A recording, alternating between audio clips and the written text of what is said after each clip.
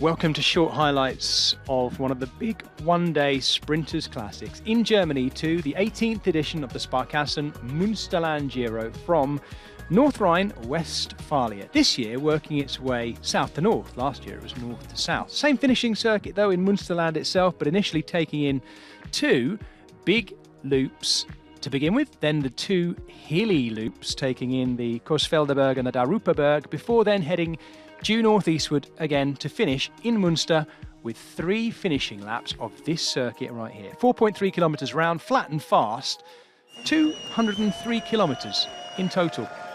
It was the last racing day of the career of Simon Geschke, the popular German rider with arguably the best beard in pro cycling, choosing this big German race to be his final race of his career at the age of 38. Popular rider, everyone wanted to have a chat and slap him on the back. And while that was going on, the breakaway formed. It was Yannick Steimler, the German rider for Q36.5, who managed to kick off the sticking break, the one that would stick, and 7 riders would go clear with him. It was the perfect sort out because things shut down and calmed down behind in a peloton which was increasingly being watched over and controlled by Jasper Philipsen's Alpecin de Koning team. They did have, at one point, 3.5 minutes, but it was never much more than that. It was pinned in the end at about 3 minutes, and we joined them here at the point at which they were just starting to extend that lead. The breakaway was not completely fleshed out just yet because 1 or 2 more would jump across. And the last 2 of those to do so were Adrien Marie, the Frenchman for TDT Unibet, and Arno Claes making his way across with the very impressive Luca Dressler. That was the point at which it formed in its entirety. Also there, Sebastian Nieuws, Jarno Gritscher, and Tosh van der Sande, who was schooling the youngsters in the breakaway on how to maintain their lead into the second half of the race. And they were down to just 6 riders. That 6 would then become 5.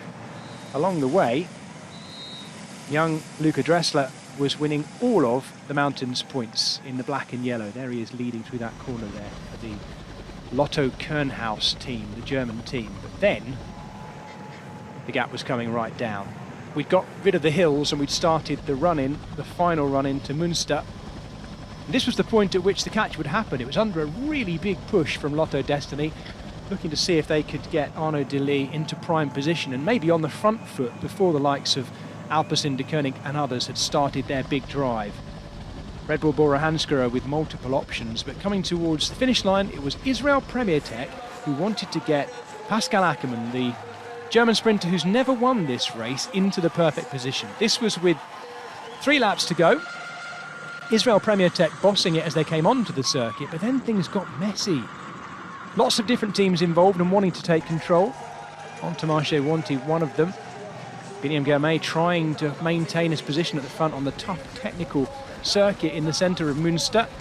Coming towards the finish, it was Danny van Poppel and Bora Hansgrohe trying to get Jordi Meijers into prime position, but as soon as they'd done so, up popped Jasper Philipsen. 50 wins to his name as a racer to this point, and this was win 51.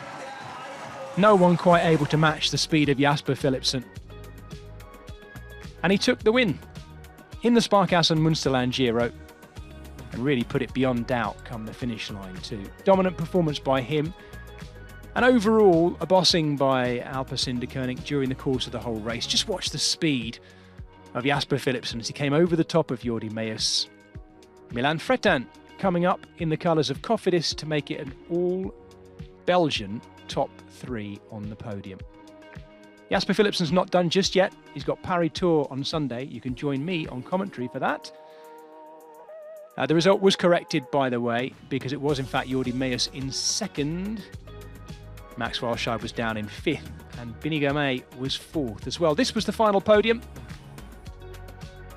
Win 51 in the professional career of Jasper Philipsen, a rider seemingly locked on for the big 100 wins, but let's see. Let's not put too much pressure on him just yet. It was another fantastic edition of this very young race in its 18th edition, and Jasper Philipsen can tick off yet another big Sprinters Classic in his palmares.